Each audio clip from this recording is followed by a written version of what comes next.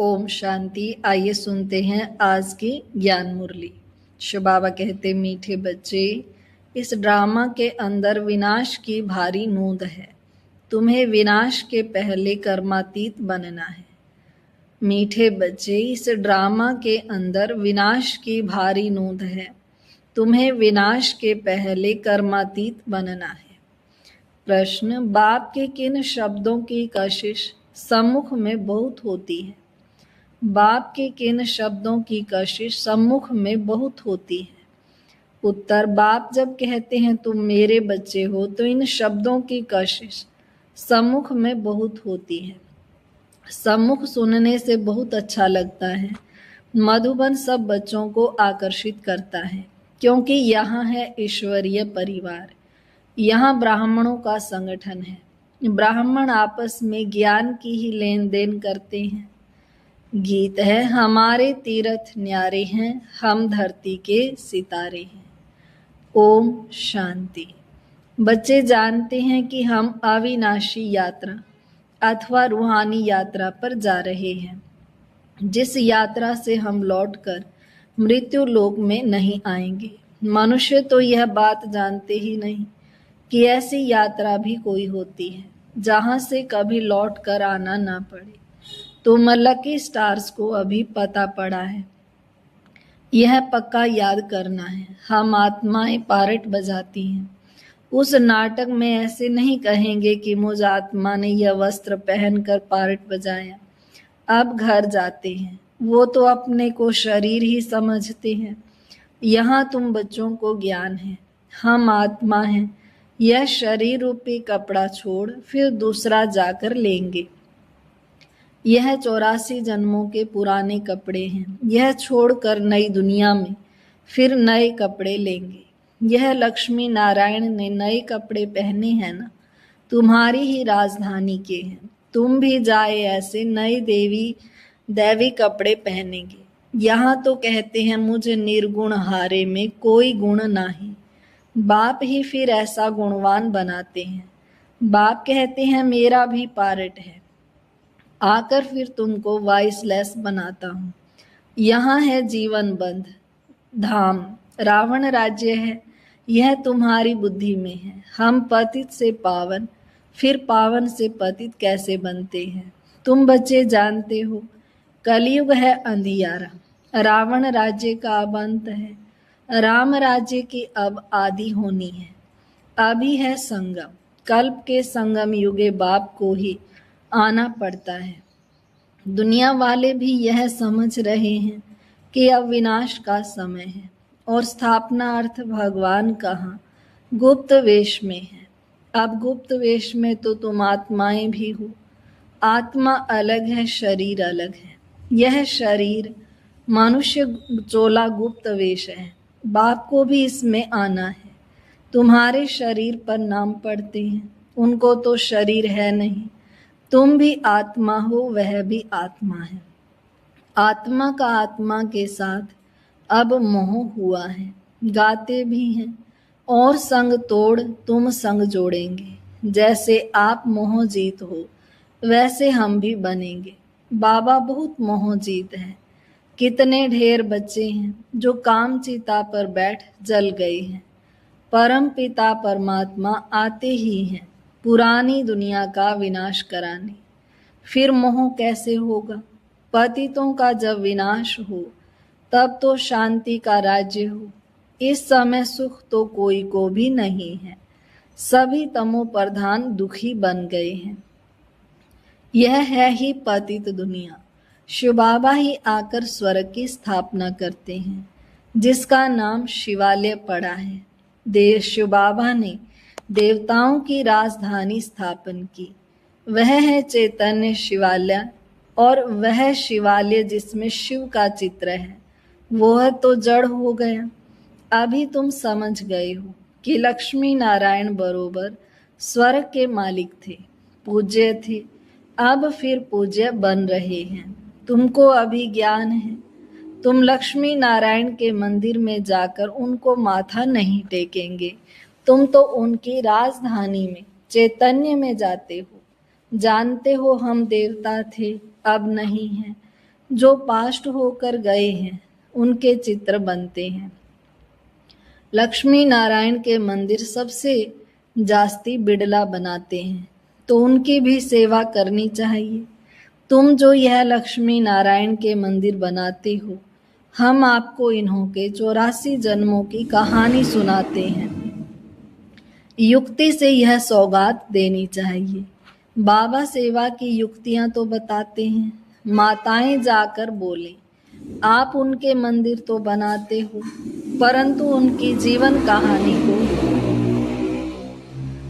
जानते नहीं। हम जानते हैं और समझा भी सकते हैं। समझाने वाली बड़ी रसीली चाहिए। बाप भी बैठ समझाते हैं ना। बाबा कहते हैं, अगर छुट्टी नहीं मिलती तो घर बैठे याद करो। यह तो जानते हो हम शिव बाबा की संतान हैं। मुरली तो मिल जाती है। ऐसे नहीं कि यहाँ आने से याद की यात्रा अच्छी होगी, घर में बैठने से याद की यात्रा कम हो जाएगी। बादल आते हैं रिफ्रेश होने, तुम भी आते हो रिफ्रेश होने। बाबा पास सम्मुख जाए, आत्मा को ज्ञान है, सम्मुख सुनने से अच्छा लगता है। बात तो वही है। देखते हो शिव बाबा कैसे बैठ बच्चों को समझाते हैं। बच्चे, तुम मेरे हो। तुमने 84 जन्मों का पार्ट बजाया है।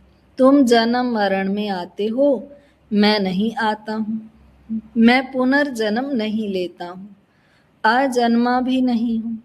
आता हूँ परंतु बूढ़े तन में प्रवेश करता हूँ। तुम आत्मा छोटे बच्चे के शरीर में प्रवेश करती हो। मैं परम धाम से आता हूँ नीचे पार्ट बजाने। मैं विकारी के गर्भ में नहीं आता हूँ। मुझे कहते हो त्वमेव माताश्च पिता, मेरा कोई माँ बाप हो न सके। मैं सिर्फ शरीर का आधार ले पार्ट बजाता हूँ। तुम मुझे बुलाते हो दुख हर कर सुख देने के लिए। अब सम्मुख आया हूँ, आत्माओं से बात कर रहे हैं। यहाँ तो सब ब्राह्मण ही हैं। तुम बाहर जाते हो तो हंस और बगुले हो जाते हो। यहाँ मधुबन में तुमको संग ही ब्राह्मणों का है। आपस में ज्ञान की चिटचैट ही करेंगे। हम अपनी राजधानी स्थापन कर रहे हैं। बाबा आया हुआ है।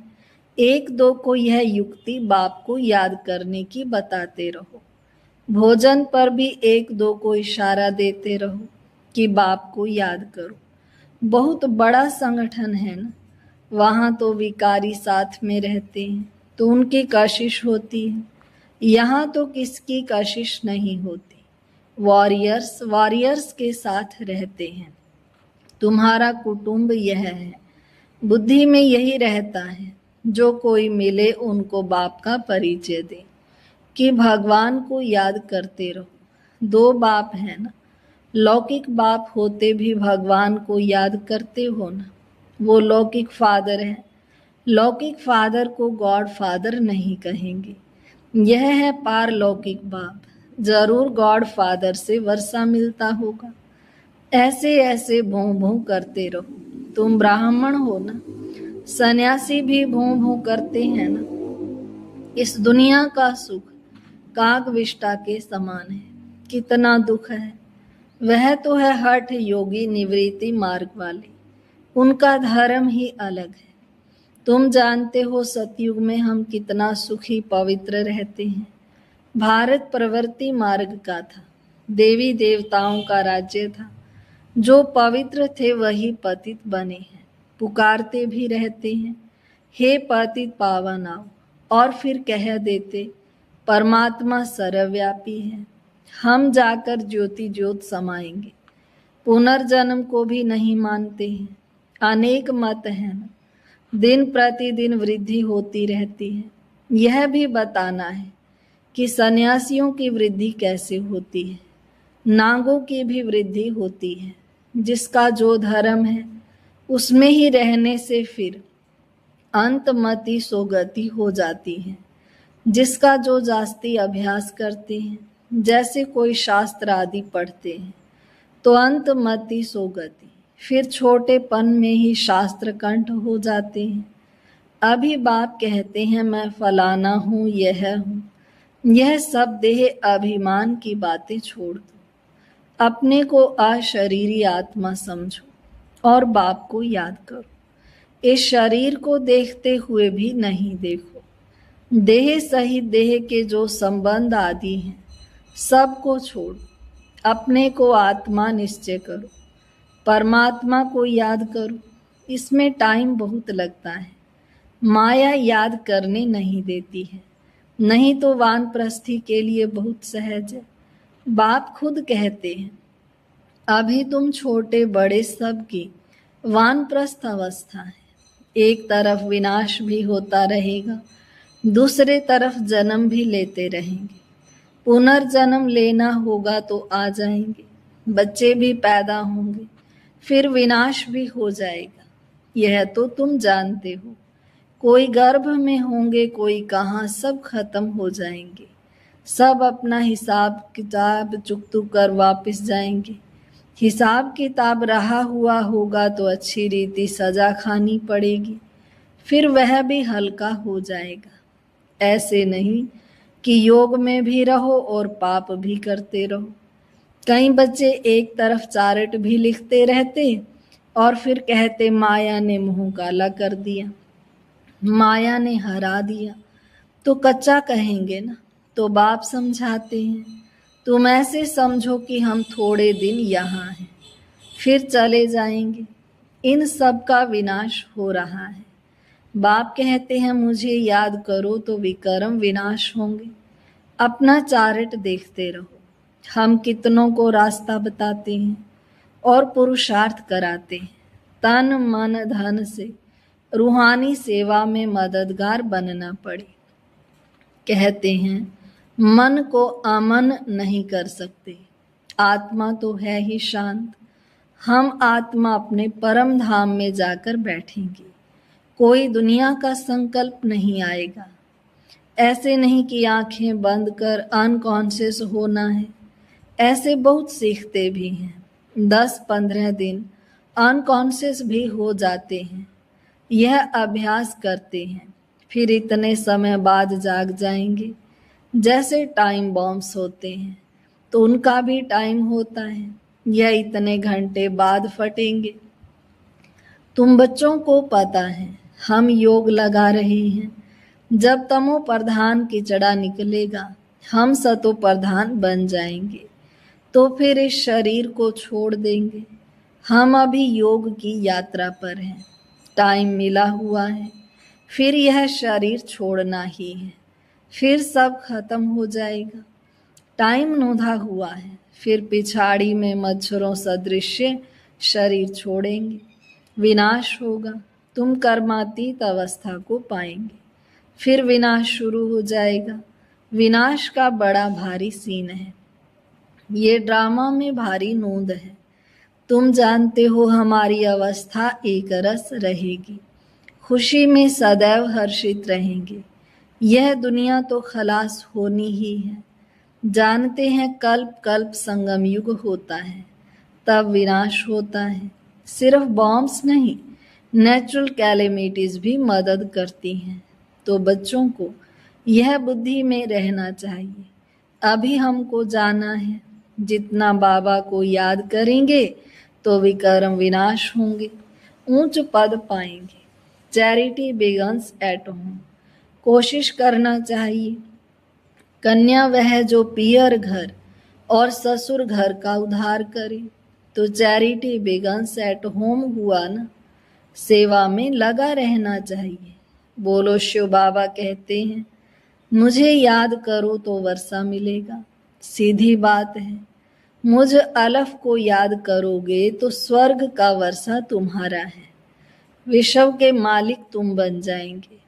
अब वर्षा पाना है तो मुझे याद करो। बच्चों का फर्ज है यह पैगाम देना। आगे भी दिया था, बताना है विनाश सामने खड़ा है।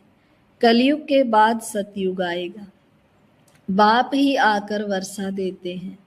रावण नरकवासी बनाते हैं, बाप आकर स्वर्गवासी बनाते हैं।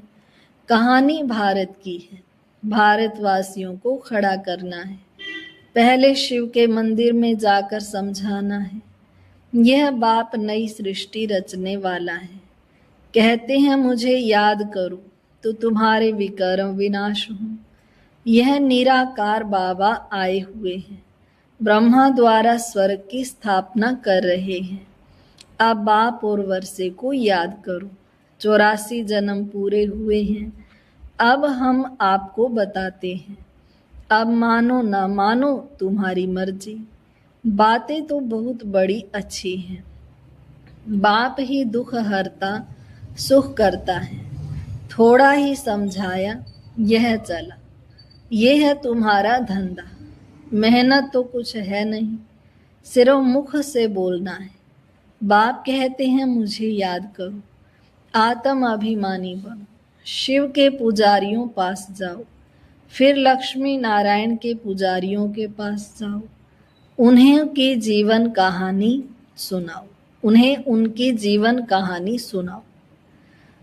अच्छा, मीठे मीठे सिक्के लाधे बच्चों प्रति माता पिता बाप दादा का याद प्यार और गुड मॉर्निंग।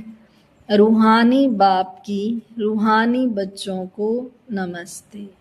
हम रूहानी बच्चों की रूहानी बाप दादा को नमस्ते बाबा, नमस्ते, शुक्रिया बाबा, शुक्रिया।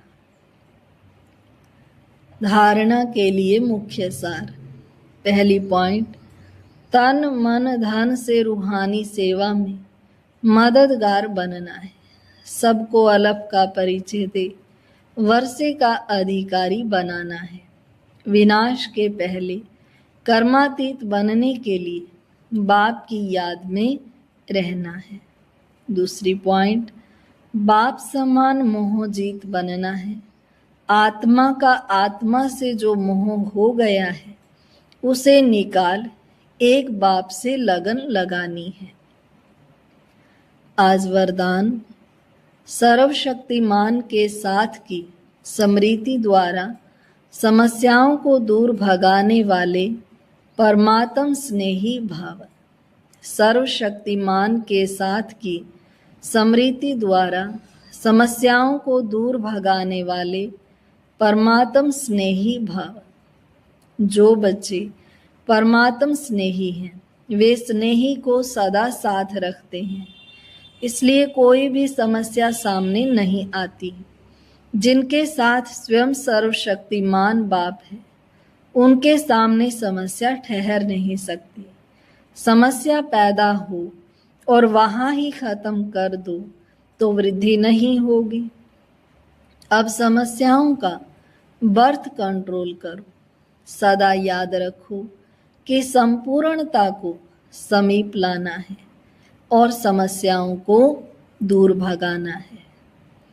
स्लोगन, प्यारे बनने का पुरुषार्थ नहीं, न्यारे बनने का पुरुषार्थ करो तो प्यारे स्वतः बन जाएंगे। प्यारे बनने का पुरुषार्थ नहीं बल्कि न्यारे बनने का पुरुषार्थ करो तो प्यारे स्वतः बन जाएंगे। अव्यक्त इशारा, सदा अचल अडोल एक रस स्थिति का अनुभव करो। समय प्रति समय अनेक प्रकार के विघ्न आते हैं। कोई अच्छे अनन्य स्टूडेंट माया के वशीभूत हो, एंटी हो जाते और सेवा में डिस्टर्ब करते हैं। ऐसे समय पर घबराते तो नहीं हो। एक होता है उनके प्रति कल्याण के भाव से तरस रखना, लेकिन उसके कारण हलचल में आना अथवा व्यर्थ संकल्प चलाना, यह है हिलना। जो हर आत्मा के पार्ट को साक्षी दृष्टा स्थिति में रह देखते हैं वह अचल अडोल एक रस रहते हैं। जो हर आत्मा के पार्ट को साक्षी दृष्टा स्थिति में रह देखते हैं वह अचल अडोल एक रस रहते हैं। अच्छा, ओम शांति। आपको मुरली की जो भी पॉइंट अच्छी लगी हो उसको कमेंट में लिखकर जरूर बताएं। अभी 3 मिनट हम शिव बाबा की याद में बैठते हैं।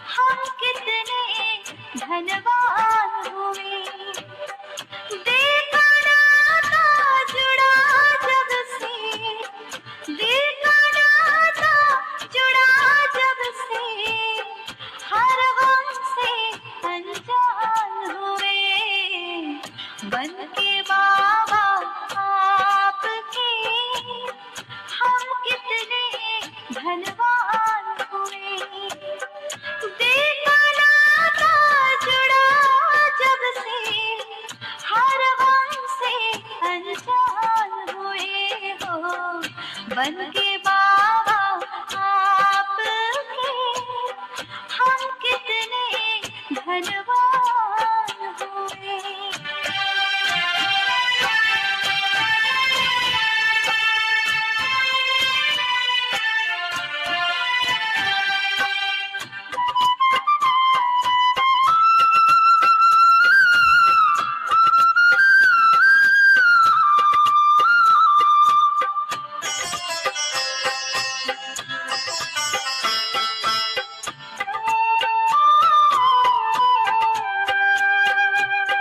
सुख मिला, शक्ति मिली, मिली है लाखों खुशियाँ।